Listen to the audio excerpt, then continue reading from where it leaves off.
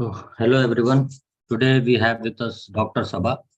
Sabah Khan. She is an assistant professor at School of Liberal Studies, Ambedkar University, Delhi. She joined the university as a guest lecturer.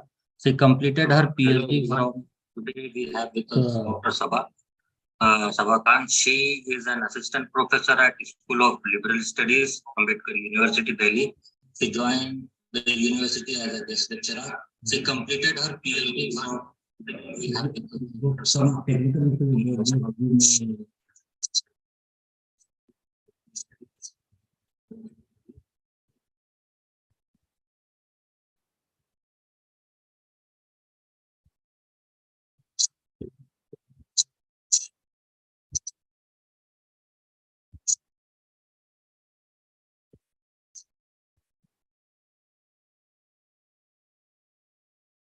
Okay, sorry.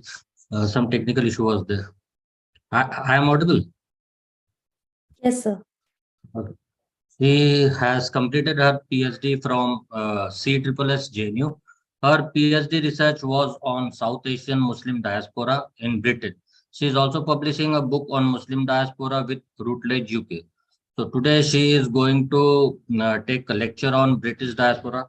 It's a very good opportunity for us to understand and to know what is British diaspora. So don't miss this opportunity and be attentive.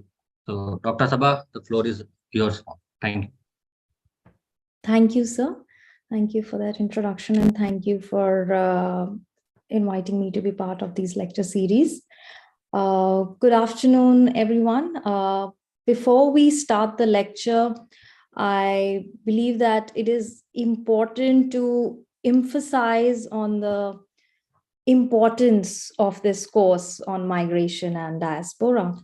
Because it's not only interesting, but also very relevant in today's time.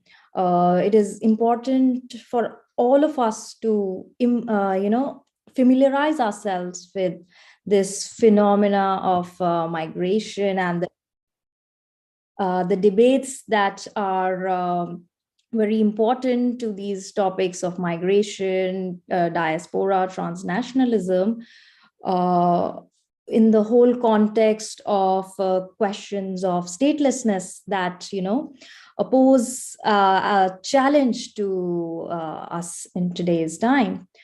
And this era of globalization that we find ourselves in, where movement of goods, capital, and technology is acknowledged and even required very much, but when it comes to the movement of people, it is not with so much ease, let's say. But having said that, we do realize that there is presence of several diaspora communities. And I believe as part of this lecture series, you all must have familiarized yourselves with this term diaspora. Just to reiterate that once again, this term diaspora, of course, is based on the Greek terms, which means to scatter or to disperse. And the classical usage of this term diaspora was in reference to the Jewish experience and later the Greeks, African dispersion, and so on. So it was only later that this term diaspora was expanded and used to be applied to other expat minority communities, especially with the in reference to the work of William Safran in 1991, who actually discussed this concept of diaspora in terms of a group of people who were, originating from a particular territorial area, who retained a collective memory, they had attachments to their homeland, and so on. So whenever we talk about diaspora, more often than not, we focus on the immigrants moving to Britain or to other Western countries. And we tend to ignore that the British Isle was also it does have a long history of outward migration. The British diaspora has had a profound influence on countries around the globe, whether it is the United States, New Zealand, and so on. So, this is exactly what we are going to focus on today. So, this lecture will focus on the migration from Britain, and we will try to look at this very concept of British diaspora. So, in today's lecture, we will elaborate on the nature of British diaspora. We will talk about the demographic profile, their immigration history, and how do these British people abroad, how do they maintain links with the homeland? So we will discuss all this. So to begin with, let's first talk about the scale and the nature of British diaspora. So there are several million British nationals who live abroad, either permanently or on long-term basis. And the number of British nationals who are living abroad, actually they outnumber the 2.9 million foreign nationals who are currently living in the UK. When we talk about the size of British diaspora, it can be estimated to be around 10% of the UK's total population, and is actually seen as one of the largest diasporas of any nationality. It is also important to understand that the British diaspora is a multinational diaspora. And when I use the term multinational diaspora, it implies that it is made up of people who are from England, Scotland, Wales, Northern Ireland. In addition to that, it is also multi-ethnic, meaning that it does include people who are British citizens, but also people who may have been born in a country that they now live in, but have a British ancestry. So it immediately becomes difficult then to quantify the number of British living abroad.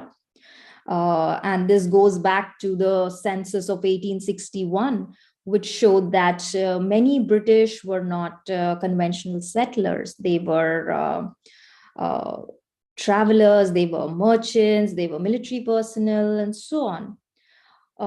It was only in early 19th century that the British become mass immigrants. And even before that, they formed the main incoming population of North America, Australia, and had established their overseas presence in Africa and Asia too. So the age of discovery and the expansion of British Empire, of course, that contextualizes the immigration from the UK to a large extent. For instance, the time period between 1815 to 1914, over 22 million people left the British Isles. And of course, like I mentioned, the 19th century, the US, the United States, remained one of the main beneficiaries of the British immigrants.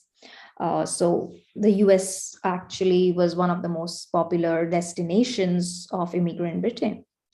And when I talk about the US being one of the main beneficiaries of immigrant Britain, initially, just to give you a little historical background, initially the US attracted a large number of immigrant agriculturalists.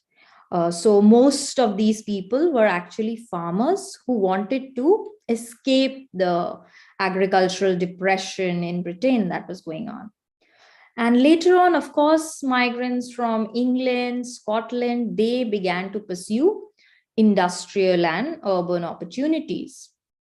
So these British migrants, they were relatively highly skilled because they already had a background of working in industries in the UK. So these people actually contributed a lot to the emerging industries in the US, whether it was textile, steel, and so on. So they were actually showcasing their skills in these factories.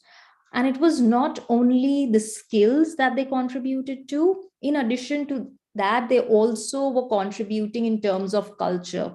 So, for instance, the culture that they brought with them, one of the main aspects was this establishment of trade unionism in the US. Well, actually had can be contextualized in reference to these British immigrants who were now part of the US industries. So it is as per the stats offered by this report on Brits abroad, some 2,000 British citizens moved permanently away from the UK every week in 2005. So that immediately helps us understand the proportion of people that were immigrating out of Britain.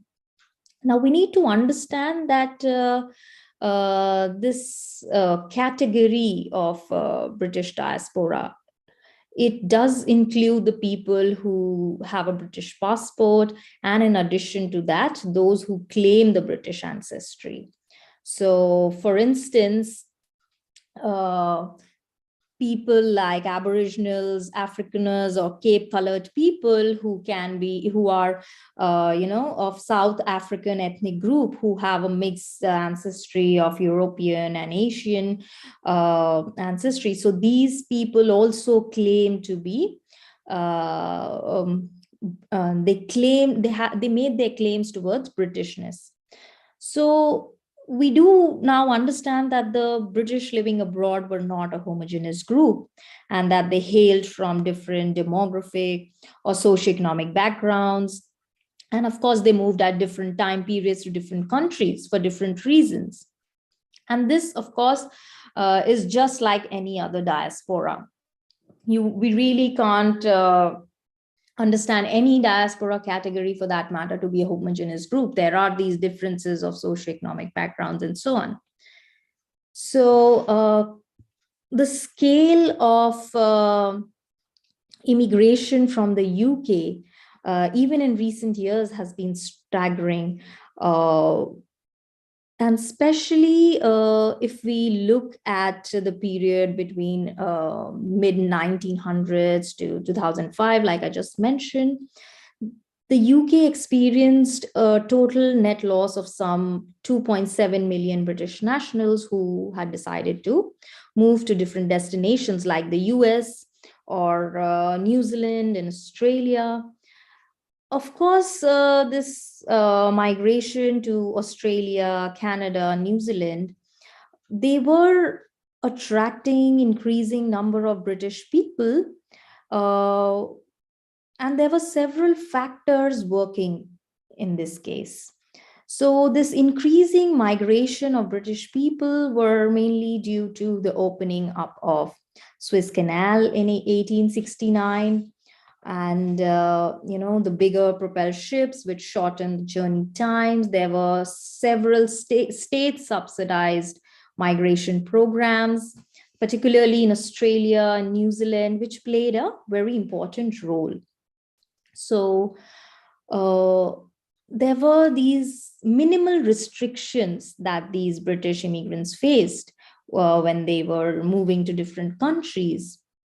So there was huge outflow from British cities to, let's say, Commonwealth countries. For instance, Australia and New Zealand particularly had these assisted passage migration. So their governments actually initiated these assisted passage migration schemes in 1945 in Australia and in 1947 in New Zealand. So there was this term that became popular during that period, which was called the 10-pound poms. Now, this very term, 10-pound poms, is actually a colloquial term used for people who were moving to British people who were moving to Australia and New Zealand. So there was this charge of a £10 as a fee to migrate. So there were these advertisements that were there during that time, and these are some pictures. So they were trying to lure people to move to Australia and New Zealand, and they were actually offering living allowances or employment and grants and so on, just at the fee of £10. And hence the term £10 POMs became very popular. So British, of course, it's not just these two countries that where they have settled. They live abroad, across the globe in different countries. So around 3/4 of all British people living abroad live in top 10 countries of Australia, Spain, United States, Canada, Ireland, and so on. So let's say over 5 million British nationals are currently living abroad. And as you can see in the image also, that the most popular destinations are Australia, and of course Spain has emerged as one of the most popular destinations now. But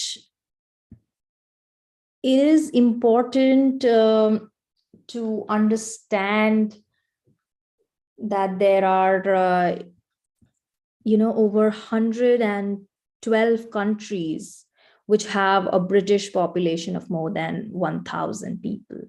So although they form a majority in, let's say they are more numerically dominant in some of these countries, but they are their population is spread across the globe. So now if we talk about what are the primary reasons of them moving out of Britain. Unlike the initial periods, in the second half of 20th century, these British immigrants, they were increasingly skilled. So 2/3 of all British people who left the UK did so to seek employment abroad. So there have been a significant growth in the number of British immigrants who were either retiring abroad or, they felt that they would get a better opportunity there in terms of employment. So these were some of the reasons that they were moving abroad.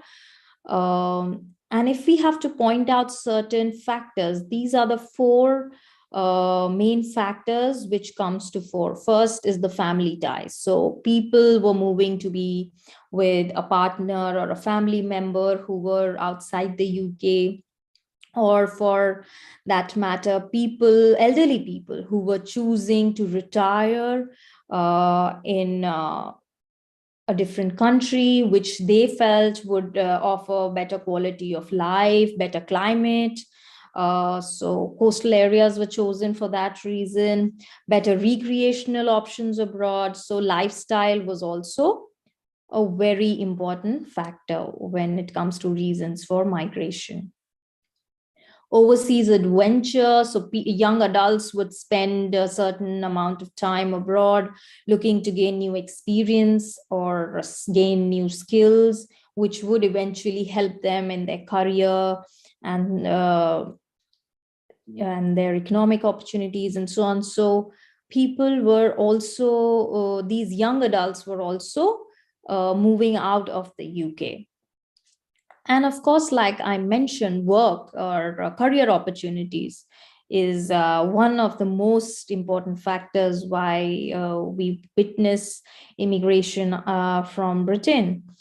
And this, of course, I can substantiate from my own research experience as well, that people whose parents have, let's say, Arab ancestry or any other country, they actually move back. They're choosing now to move out of UK in the hope that they will get a better lifestyle, which is not so expensive compared to Britain, and they will have more job opportunities.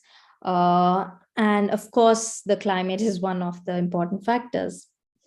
So, in this whole context, Spain has now emerged as one of the Spain has come to be home to one of the largest British born population outside the UK. And the British expats in Spain, they have congregated, or let's say they have settled in this one particular area called the Costa del Sol in Spain, and they've sort of formed a community there. So the movement of British people from the UK to Spain can be characterized in terms of retirement or residential tourism, elderly migration, or even for that matter, movement of working class people. So Spain did witness a massive influx of immigrants from Britain during the 1980s and 2005. In 2005, the Spanish town halls had registered over 2 lakh residents. So they have a huge, very large community of British people, especially in the coastal areas where they have formed ghettos, so to say, or let's say insulated communities where they speak very little or no Spanish at all. And they can be found to be spending most of their work or leisure time with other British people. In that sense, they have created or constructed an informal community for themselves. So this whole question of whether we can qualify the British expats in Spain as a diaspora or not, we can understand this, or we can contextualize this whole question in terms of the level of awareness of their Britishness. And this can be explained in terms of their expectations, where they do not expect to be integrated into the Spanish society, and they do retain strong dependence on their home society or Britain, so to say. They are connected either financially and, of course, emotionally through familial ties to their homeland. So we can talk of the British in Spain as a sort of diaspora, where there is this emerging diaspora consciousness, where these people, they do identify as British citizens first and foremost, and also in terms of their attitudes and behaviors, which does symbolize their relationship to other British people and to their homeland. So they, to emphasize on the fact that they do maintain their links in terms in financial context as well. So they do continue to receive pensions from their home country. They do retain the right to vote in their home countries. So there are these multiple ways in which these British people, they maintain economic ties, emotional ties, familial ties with their own homeland. And even if we talk about the contemporary scenario, so conventional idea was that post-Brexit would actually cause a mass exodus of UK nationals from Spain, but that hasn't been the case. So according to the recent figures, it is evident that the British residents in Spain were actually increased by 7% in 2021 compared to 2022. By December 2021, there were over 4 lakh UK nationals officially living in Spain.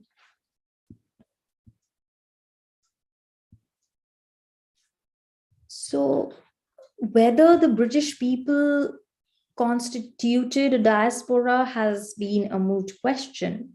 And this very expression, British diaspora, it was first used at a conference at University of Kent in 1981. And Robin Cohen subsequently developed the idea of British diaspora as part of his concept of imperial diasporas. Robin Cohen put forward this typology of diasporas, ranging from victim diaspora, trade diaspora, imperial diaspora, to now he went on to revise his own typology and included deterritorialized diasporas, where territories not, we need to go beyond this whole idea of territorial origins. So he included British diaspora in his typology of imperial diasporas. Yet, this application of the term diaspora in the context of British people has remained controversial because of the classical usage of the term in reference to people who were exiled or, let's say, forcibly displaced. As for the case of the British immigrants, they were either moving for political reasons, religious reasons, and later on, of course, the bulk of the British immigrants left for newer opportunities, whether it was the US or other colonies of settlement. They were leaving voluntarily. So this is not to say that we are denying the usage of the term diaspora in the context of British people, but we need to use this term diaspora as an analytical tool to understand British diaspora. So these British immigrants were, of course, moving or establishing their settlements in areas which were already part of the English-speaking world, and they enjoyed this ease of entry compared to, let's say, other immigrants. But we need to use this term diaspora in order to explore their migration experience. So they did immigrate in large numbers to these colonies, and of course, later on to different parts of the European Union as well. But the whole idea that they did maintain strong ties, allegiances with the UK, they did start to develop this consciousness, this sense of collective identity abroad. That's how we can contextualize this shift from British overseas to British diaspora.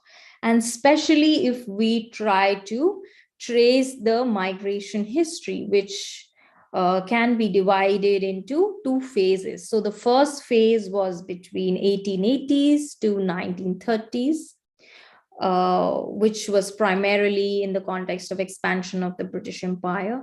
But the second period, which is the most important one, so beginning late 1940s to the present, where new British settlers overseas, they were migrating, and that's when this whole shift from British overseas to British diaspora comes to fore. So it was in this period that people who had moved abroad were noticing their invasion of foreign culture, and they were trying to grapple with this cultural challenge. And in face of this cultural challenge, they were becoming more and more aware of their connections with their home country. The reaction was very much fueled a desire for a home away from home. This was primarily because there was a change in composition of immigrants to these Commonwealth countries. It was no more just the British people who were moving. People from other migrant streams were also coming in. The host populations were becoming ethnically more varied, less British and more plural.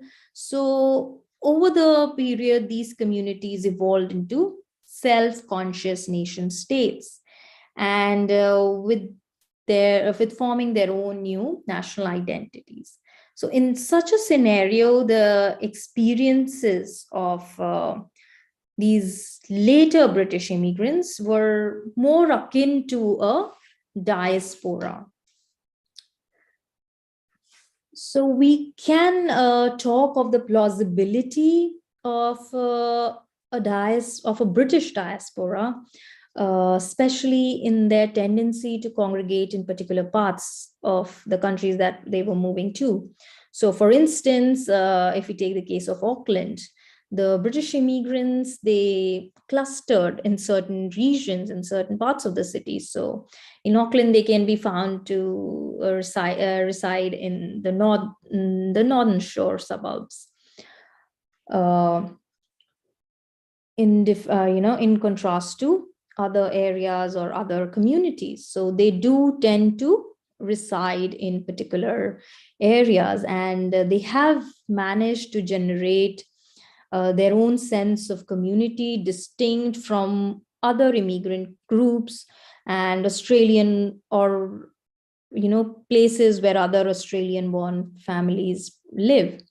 So these later British immigrants, they actually started they also started to engage in what is called as chain migration, something which we tend to associate with when we study the South Asian migrants. So they started to engage in that, and they saw advantages in settlement, in clusters, and which actually provided networks for providing safe landing and information on housing or information on employment. So they did see the advantage of all that. And there was this emerging bonds of community that were coming to fore. So we can, we can't actually really draw parallels or claim that the diasporic experience of these British migrants was similar to that of African and Asian migrants. But nevertheless, we cannot deny the fact that these British immigrants who had formed these tight bonds with each other and who were in the process of creating their own home away from home communities and isolating themselves in the process from local communities. So the factors which help us contextualize this whole concept of British diaspora can be the fact that they are clearly identifiable and a self-identifying national group. They have a sense of connection and bonds with other British people, not only in the host country, but also with British people in different parts of the UK. So they retain an attachment to the UK, and they show an interest in its affairs. They do demonstrate some diasporic consciousness. For example, they set up their British clubs in the host country. They develop business networks and other kind of associations. They mobilize collectively or show at least a willingness to be part of a community. And based on these factors that I just mentioned, we can actually bring in Brubaker's idea of diaspora, or for that matter, Sockfield. These scholars who are urging us to think of diaspora in terms of claims, in terms of practices, rather than a diaspora. So in this context, we can seem to think of British people living abroad as diaspora in all its diversity. And there is this consciousness and a lasting sense of Britishness which they manifest. So apart from this consciousness and lasting sense of Britishness, there's another important aspect when we talk about the engagement of diaspora communities with homeland. So the fact that they do engage with their home country through trade. So for instance, they develop or at least further the links between the presence of, they try to work on the connections between their host country and their homeland in terms of working towards better trade, investment. They try to bring in investors, boost or help the emerging markets or underdeveloped markets, and they try to mobilize diaspora wealth for development of their own country. So they of course have an influence as far as advocacy or diplomacy is concerned. So they will try and influence the foreign policy objectives of the homeland. They will have an influence on the capital markets. So they, members of the diaspora community, they try to fuel the capital markets, not only through remittance, but also through holding deposit accounts, providing transnational loans, and so on. So they try to sometimes outsource contracts to enterprises in countries of origin, and so on. In addition to that, they can also be found to engage in what is called as diaspora philanthropy.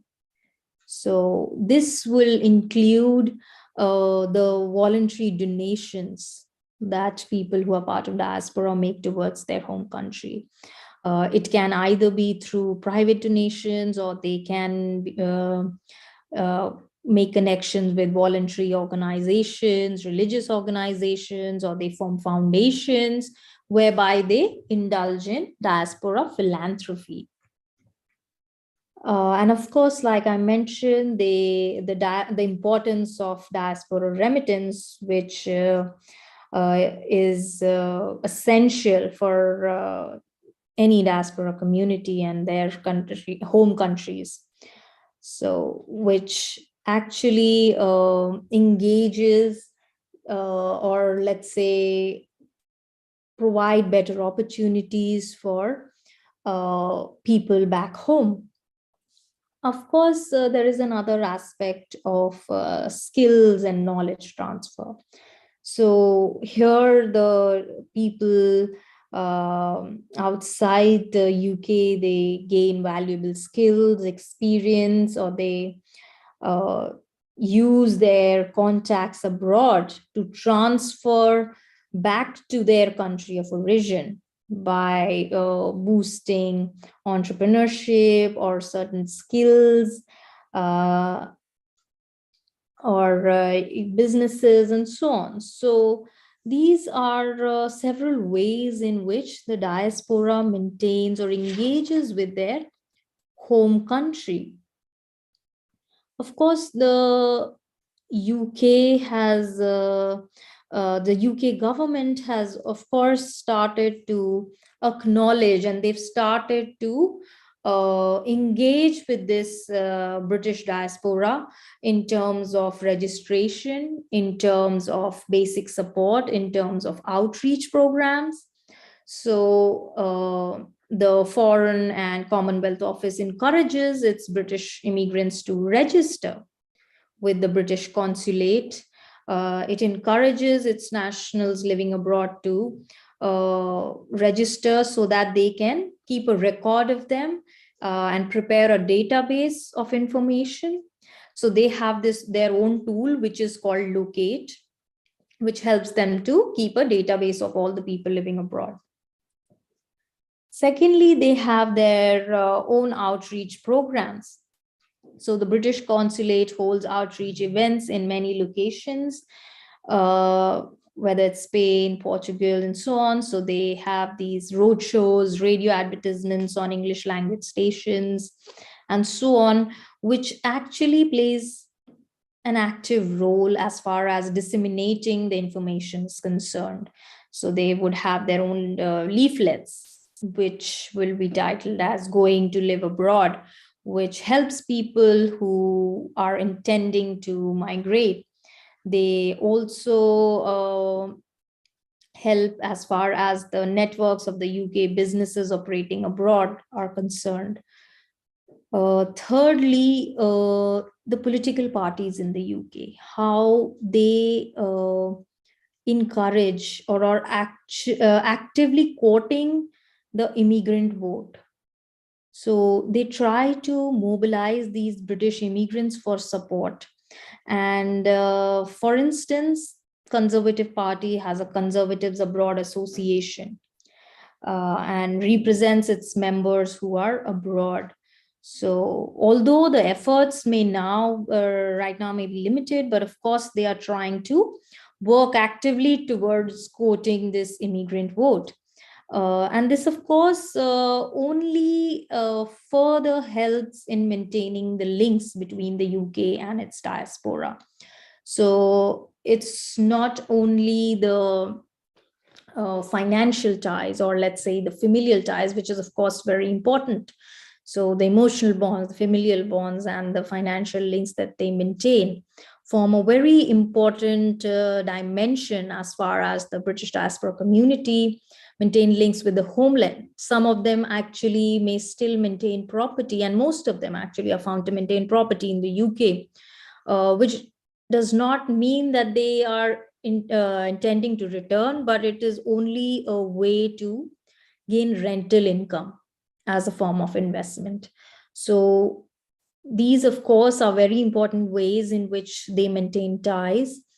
And in addition to that, they have these other aspects of investment, of philanthropy, of registration and outreach programs, whereby they are very much actively involved in the affairs of their home country.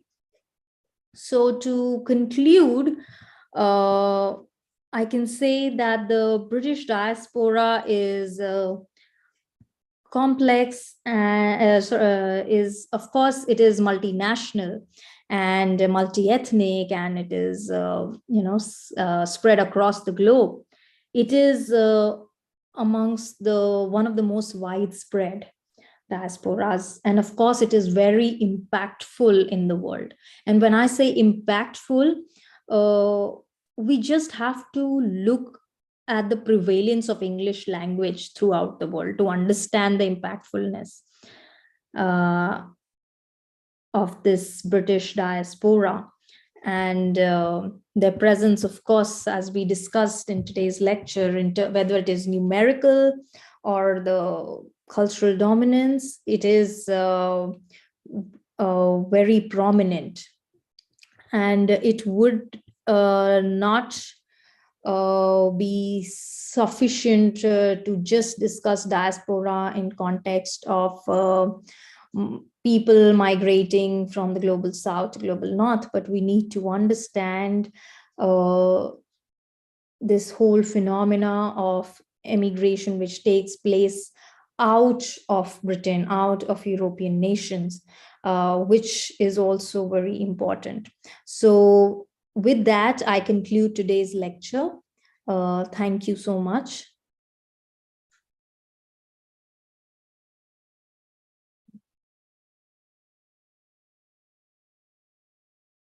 Thank you, Dr. Sabah, for this wonderful lecture. Actually, you have touched many points, from the reasons for their migration to the policies for their engagement. So maybe students are going to learn this. Thank you very much. Thank you, sir. So with this, we are stopping our live video and recording. Thank you, Sabah.